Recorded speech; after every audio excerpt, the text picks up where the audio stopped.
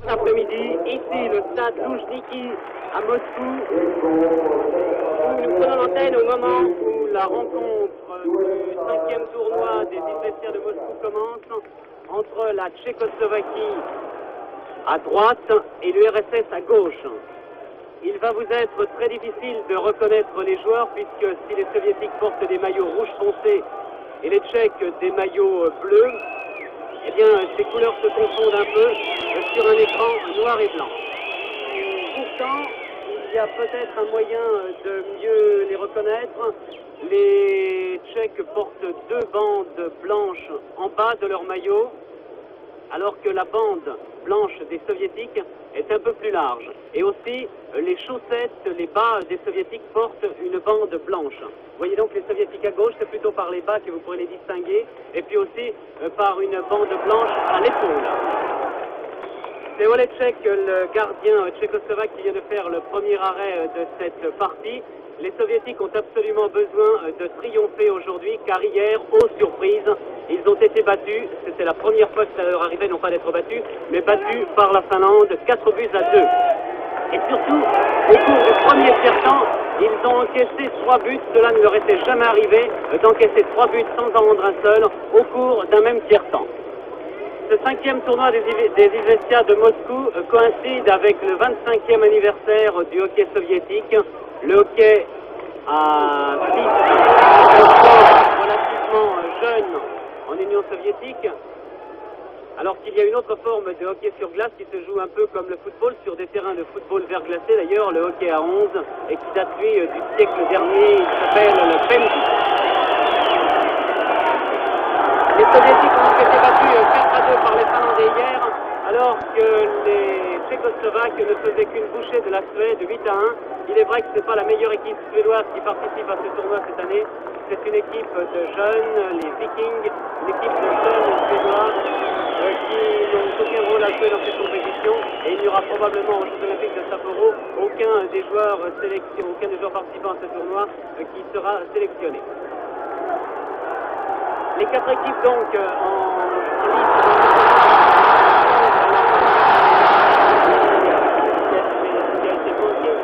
par Klinov qui a manqué la reprise. Klinov qui est un jeune joueur du CSK Moscou de l'armée soviétique. Je vous demande les 4 équipes qui participent au dégagement interdit. Les 4 équipes qui participent à ce tournoi sont donc l'URSS qui l'a gagné 3 fois en 67, 68 et 69, la Tchécoslovaquie qui a triomphé l'année dernière, la Finlande qui a causé une grande surprise hier, et puis après un match de très très bonne valeur, on aura l'occasion d'en reparler d'ailleurs au cours de cet après-midi, je reviendrai un petit peu quand il y aura des temps morts. Et puis la 4e est l'équipe de Suède, je vous le répète, avec une formation de jeunes, des joueurs de 21 à 22 ans qui sont venus ici pour se guérir. Mais revenons au match qui nous intéresse aujourd'hui. On va profiter de cet arrêt de jeu, de ce hors-jeu plus exactement, pour faire le point des joueurs qui sont sur la glace alors qu'il y a un changement actuellement et que c'est la 3e ligne soviétique qui pénètre avec... alors que vous voyez les joueurs se rendre sur le banc des remplaçants. Le 23, c'est Chabrine avec à ses côtés le 22 Timin et le 19 Martiniuk. Ce sont 3 joueurs du Spartak de Moscou. Contre eux, il y a actuellement la 2e ligne tchécoslovaque avec les 2 frères Rolik, le 20 et le 5. Et Palecek, le 23, avec en arrière Voknar Alex, Korechovski.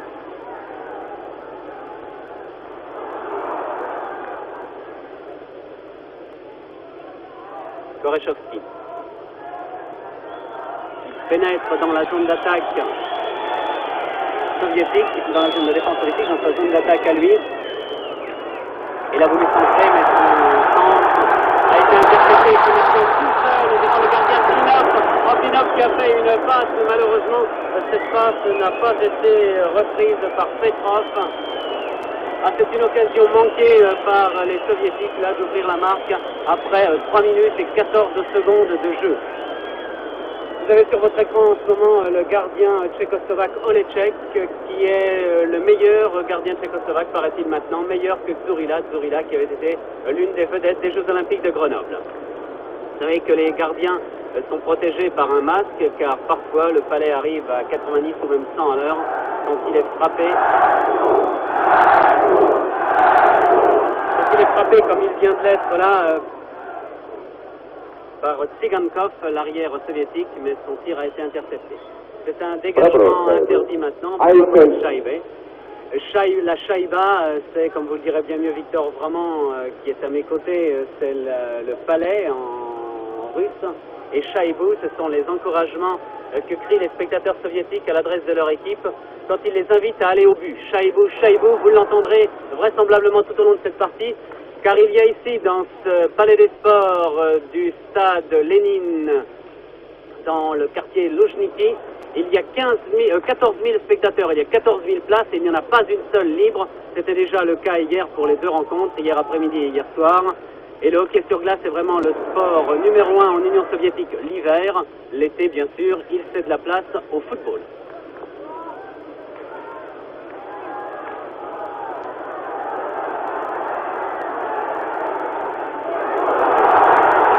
Tsigankov encore lui, mais bel arrêt d'Oletchek.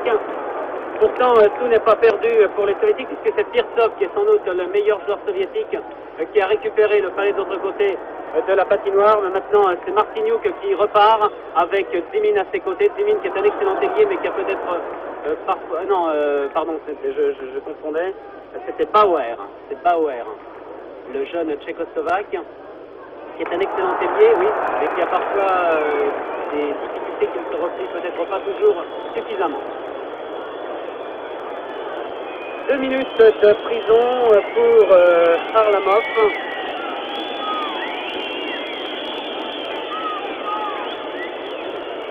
Задолжет соперником общим. На 2 минуты удален игрок советской сборной Валерий Харламов, 17 номер. Valery Harlamov, number 17, USSR, penalized 2 minutes for elbowing.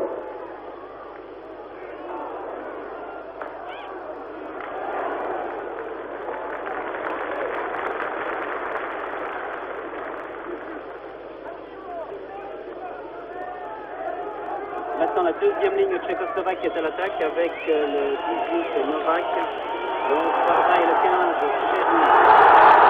Sur une contre-attaque, une interception des soviétiques, et c'est Mihailov qui a failli tromper le Tchèque.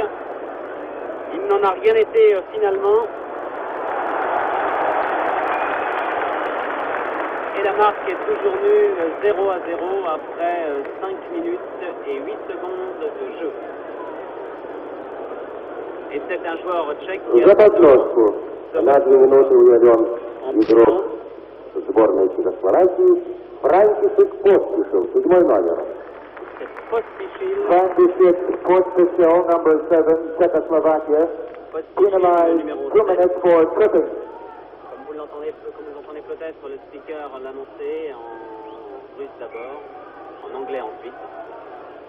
Les deux équipes sont maintenant à 4 contre 4, mais dans 1 minute 25, les soviétiques seront 5. Et il faudra que les Tchécoslovaques attendent 35 secondes de plus pour se retrouver à égalité.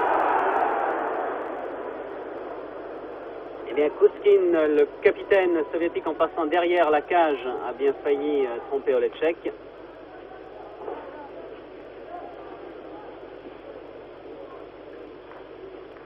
Kouskin qui joue actuellement en défense avec Lutchenko. Alors que les deux soviétiques de l'attaque sont Petrov et Mihailov. Cherny, le tchécoslovaque numéro 15, qui a participé à 11 championnats du monde, 32 ans, c'est le plus expérimenté de tous les joueurs de hockey du monde, chez les amateurs bien sûr.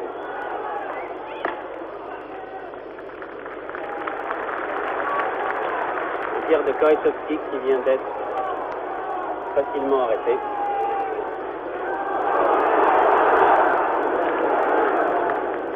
Et un nouveau tir de Lutchenko,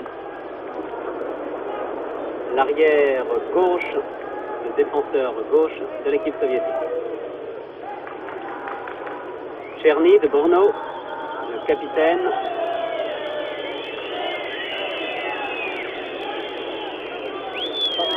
Советская сборная в полном составе. USSR is now at full strength.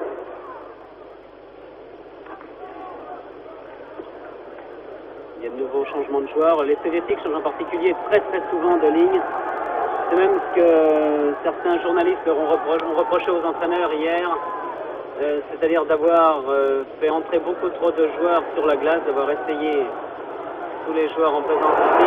Ah voilà, encore une reprise qui a été manquée.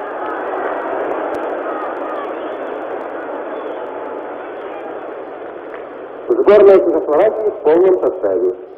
Czechoslovakia is now at full strength. Les deux équipes sont à nouveau à 5 contre 5.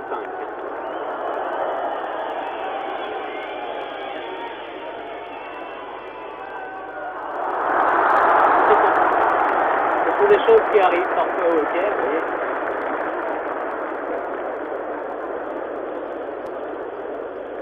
Paletchek a relancé, mais dégagement interdit. 0-0 toujours entre ces deux formations après 7 minutes et 37 secondes de jeu.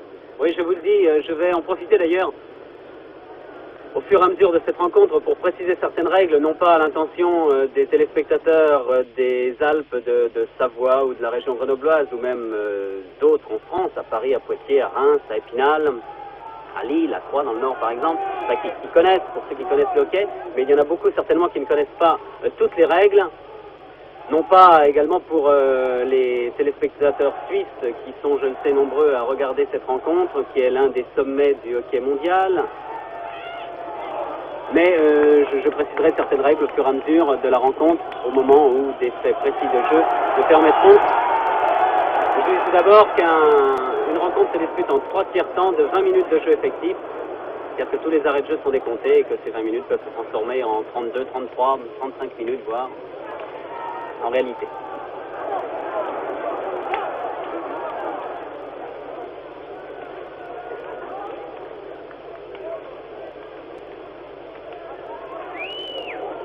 Il y a un petit accrochage. Ah, il est vraiment dommage que vous ne puissiez pas suivre cette rencontre en couleur, oui, parce que les maillots se différencient très mal. CSSR, pour ceux qui l'ignoreraient encore, c'est la Tchécoslovaquie. Et CCCP, l'URSS, bien sûr.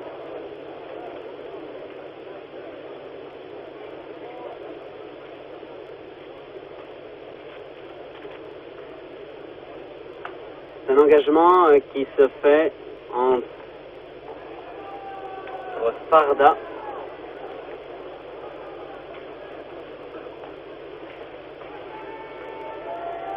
l'autre c'était Mihailov.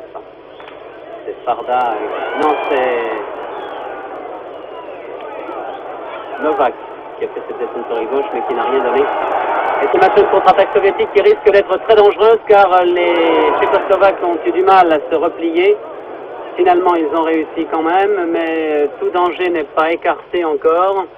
Voilà, je viens de vous le dire, et heureusement que Paletchek était fort bien placé sur ce tir presque à bout portant qui lui a été décoché par Lutchenko, l'un des meilleurs arrières soviétiques. Vladimir Lutchenko, qui est un jeune joueur de 23 ans et qui appartient au club de l'Armée Rouge, qui est entraîné, d'ailleurs ce club, par Anatole Tarasov, qui est également l'entraîneur de l'équipe nationale du RSS et qui est l'un des personnages les plus populaires du sport soviétique. Engagement au point d'engagement dans la zone de défense tchécoslovaque. Et c'est Olik qui a repris le palais. C'est Korechovski qui a réussi à le dégager. Pas pour longtemps.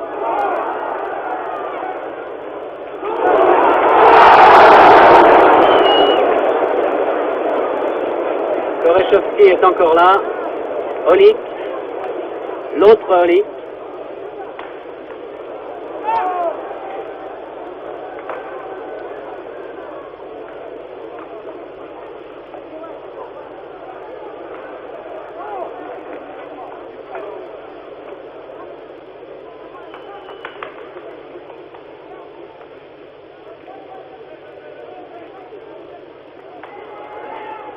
Olik récupère encore.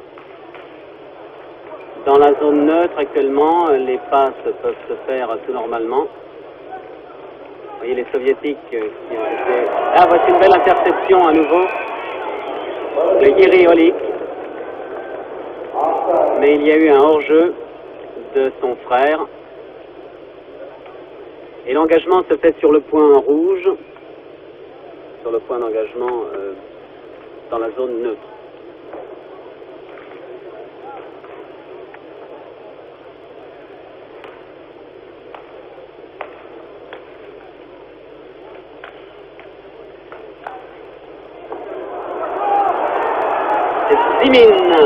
Zimin qui avait réussi une bonne interception. Zimin qui joue avec Chadrin et Martiniuk. C'est une ligne jeune, une ligne du Spartak de Moscou. Ce sont des joueurs de 24 et 25 ans. Martiniuk a 25 ans et demi et les deux autres, Chadrin et Zimin, 24. Ils ont fait une bonne partie hier. Et leur homogénéité a même fait que Maltsev, qui est pourtant l'un des meilleurs soviétiques, qui était l'un des meilleurs joueurs du tournoi mondial à Genève, Maltsev n'est pas resté longtemps sur la glace. Et il ne reste plus, 2 minutes de prison.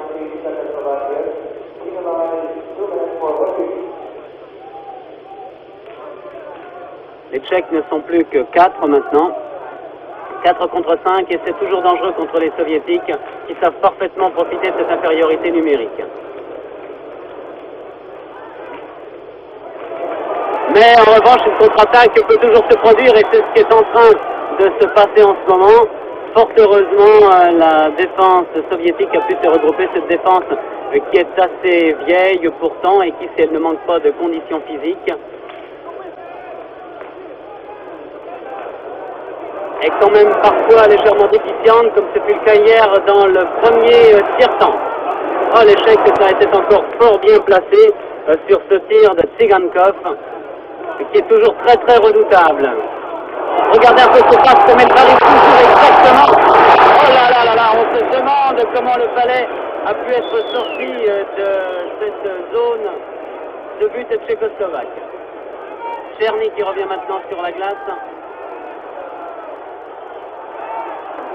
Et Olechek a pu encore éviter ce tir de Firtov.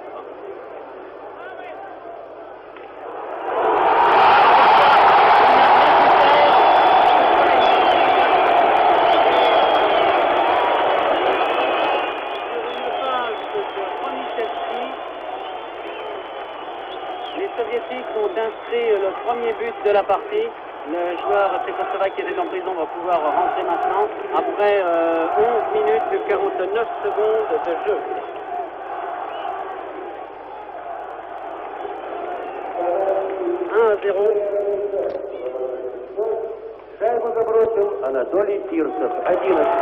C'est le capitaine soviétique Anatole Firtov qui a marqué 1-0 pour l'Union soviétique, qui a absolument besoin de remporter cette rencontre. Il veut encore avoir des chances de remporter ce 5e tournoi des Izvestia.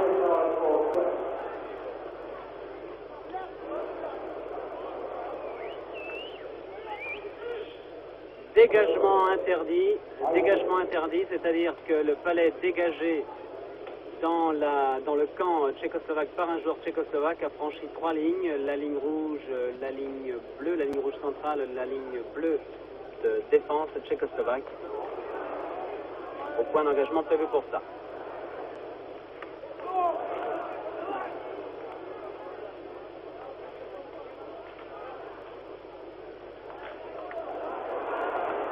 Voknarlek qui s'accroche avec Zimin. Korechovski a pu dégager. Le palais tchèque n'a pas pu le récupérer, c'est à nouveau un accrochage. Oli. Voknarlek. Palais tchèque. Vous voyez comme le pressing des soviétiques est impressionnant. et comme les Tchécoslovaques ont du mal à dégager leur but. Et là encore, ce tir de Martiniuk a failli être bien dangereux pour les Tchèques.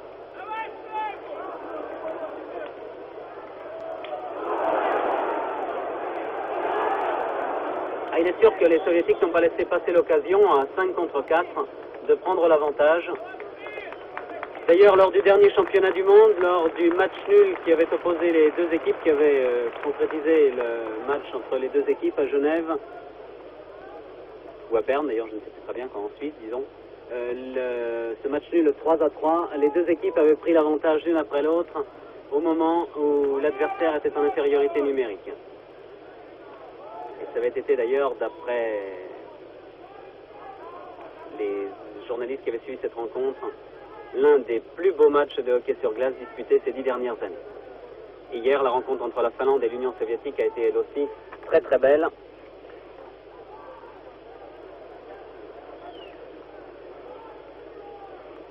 Et maintenant, c'est Nedomansky, le fameux Nedomansky qui engage contre Firtsov. Nedomansky le 14 contre Firtsov le 11 soviétique. Nedomansky qui est le meilleur joueur tchécoslovaque et qui a à côté de lui le 22, le jeune Bauer, et celui qui vient de porter l'attaque, le numéro 8.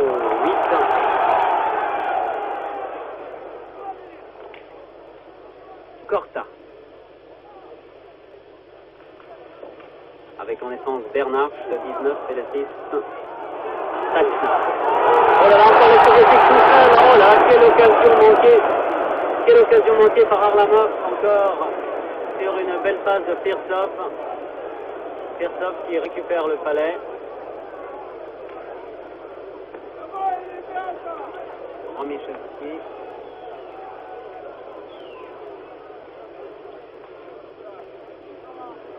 Vous voyez le 18 Vikulov, le soviétique qui est derrière la cage, qui est placé en embuscade, est actuellement le meilleur joueur du championnat soviétique. C'est lui le meilleur marqueur. Et c'est lui encore hier qui a réussi à marquer, à sauver l'honneur pour l'URSS. En voici Firtsov maintenant sur votre écran, le capitaine de l'équipe soviétique. Il revient sur le banc des remplaçants.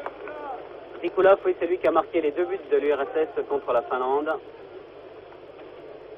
Il est actuellement le plus incisif des joueurs soviétiques et sa ligne, la ligne d'attaque Firtsov, Vikulov, Harlamov, est la plus dangereuse du championnat soviétique.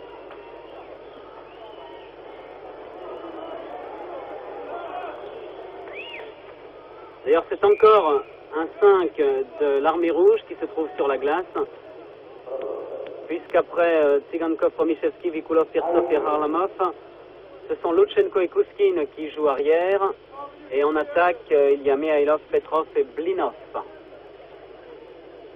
Ce qui montre que l'URSS, avec pour base les joueurs du CSK Moscou, les joueurs de l'armée soviétique, ont dans leur équipe nationale une grande homogénéité, un jeu collectif parfait, un automatisme qui est parfois déréglé quand les Tchèques sont bien inspirés, ou quand les Suédois s'en mêlent, mais ce ne sera pas le cas cette année puisque la Suède de présence, je vous le répète, dans ce tournoi de Moscou, c'est une équipe de jeunes.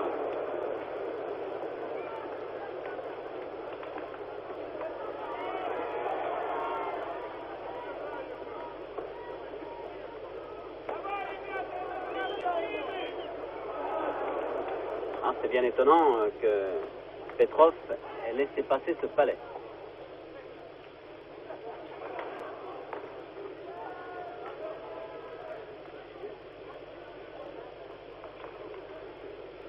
Novak toujours.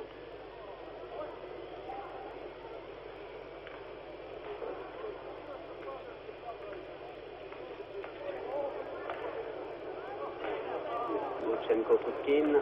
Et l'attaque soviétique se développe encore.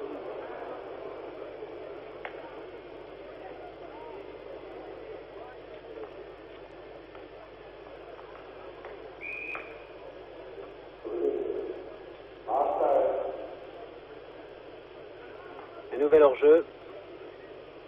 Alors qu'il ne reste plus que 3 minutes et 56 secondes à jouer dans ce premier tiers-temps et que l'Union soviétique mène par 1 but à 0.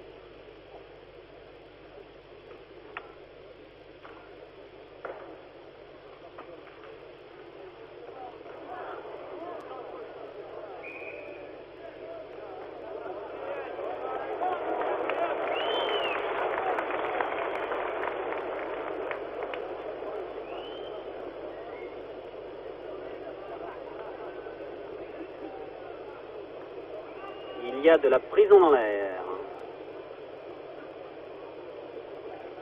Effectivement, c'est le Tchécoslovaque Voknaralek.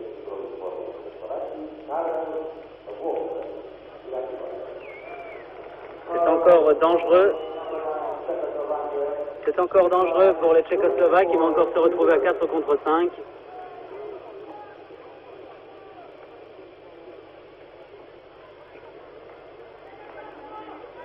Vous pourriez essayer de regarder, de remarquer la disposition des joueurs sur la glace, les joueurs tchécoslovaques. Voici le gardien qui sort. Ah, on ne l'a pas vu sur votre écran, c'est dommage.